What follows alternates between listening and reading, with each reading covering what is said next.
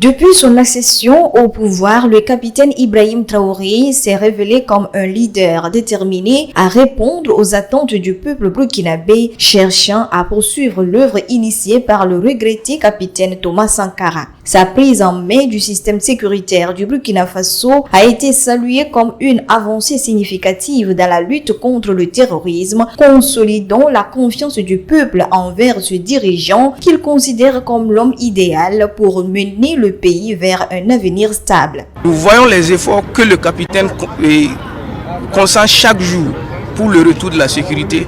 Et nous sommes fiers de lui, nous sommes très contents du travail qu'il abat. À travers cette mobilisation, nous avons profité pour dire au capitaine Ibrahim Traoré que tout le Sandjé est derrière lui. L'une des premières mesures prises par le président de la République burkinabé a été la réorganisation de l'armée visant à accroître son efficacité et sa puissance. Il faut s'attendre à tout parce que on peut à tout moment avoir un contact avec l'ennemi.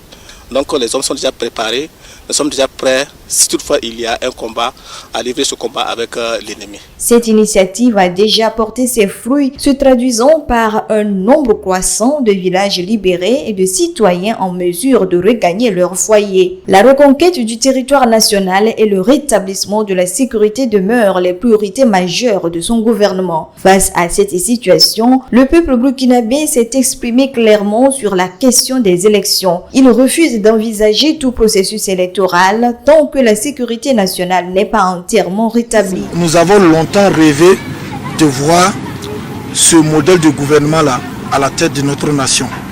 Aujourd'hui, nous sommes très contents, très fiers d'avoir un gouvernement qui se soucie du peuple, de l'avenir du peuple, de l'avenir de la jeune génération et de l'avenir du pays. Cette position souligne la préoccupation légitime du peuple envers la situation sécuritaire du pays et son désir de voir les autorités du MPSR se concentrer sur cette problématique avant d'aborder d'autres sujets politiques. Dans ce contexte, le peuple burkinabé s'interroge sur la position de la communauté internationale, pointant du doigt une politique de 2 poids 2 mesures. L'objectif de ce meeting, c'est interpeller la communauté internationale afin qu'elle cesse ses agissements vraiment machiavéliques envers notre population, envers notre pouvoir. Il faut que ça cesse maintenant.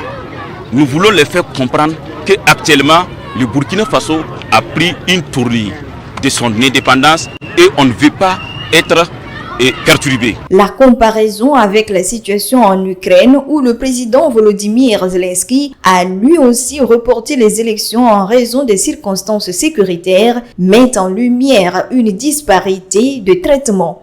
Les Burkinabés se demandent pourquoi la communauté internationale semble s'acharner sur le Burkina Faso sur cette question électorale alors que le pays traverse toujours des problèmes sécuritaires, soulevant des questions sur l'équité des politiques internationales, surtout le silence de la communauté internationale après la déclaration du président ukrainien. La confiance du peuple envers le capitaine Ibrahim Traoré est palpable, illustrée par sa forte cote de popularité. Si on quitte, on doit abandonner le pays, on va aller où? On ne peut pas abandonner le Burkina Faso pour aller ailleurs.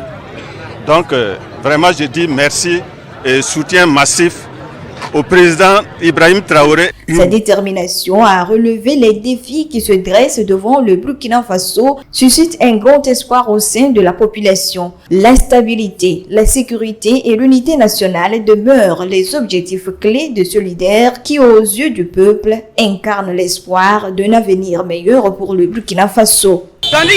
Nous soutenons Ibrahim Traoré pour tout ce qu'il fait pour le pays. Il a nos bénédictions et nous soutient à jamais.